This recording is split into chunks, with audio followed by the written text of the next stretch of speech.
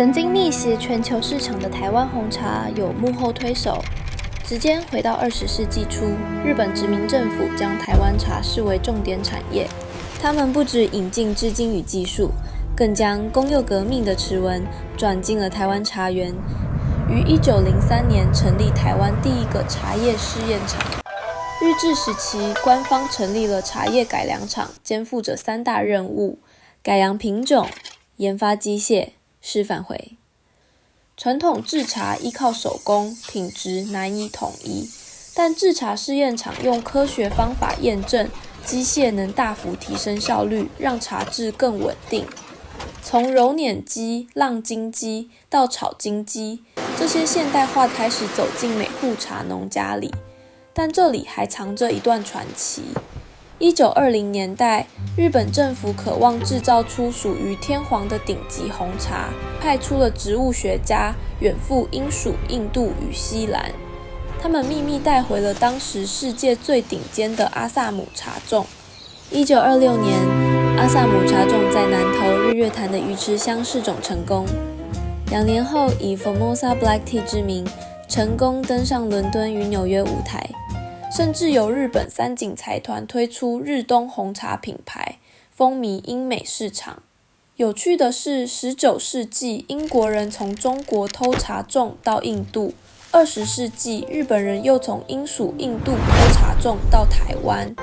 历史仿佛兜了一个大圈，而台湾撑过了这个传奇的交汇点。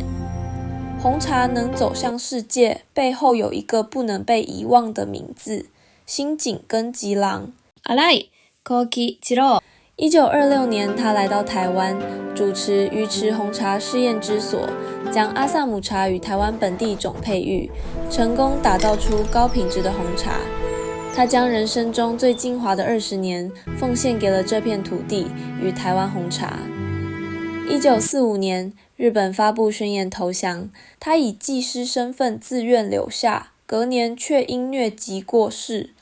同事们感念他的贡献，在茶园里为他立碑祭祀，将新井尊为台湾红茶的始祖，以及猫龙山的守护神。后来，奇美集团创办人许文龙听闻这段故事，更为新井制作了铜像，分送台日两地纪念。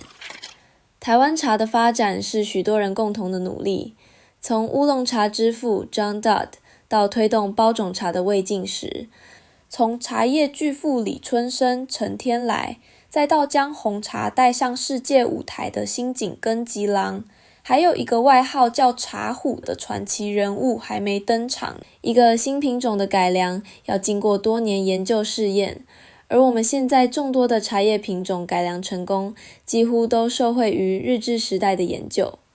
直到今天，日月潭红茶依然是台湾红茶的代名词。这份独特的茶汤风味，是多个时代、跨越国籍的人共同的智慧结晶。用3分钟喝懂一段茶历史，台湾茶故事，下集见。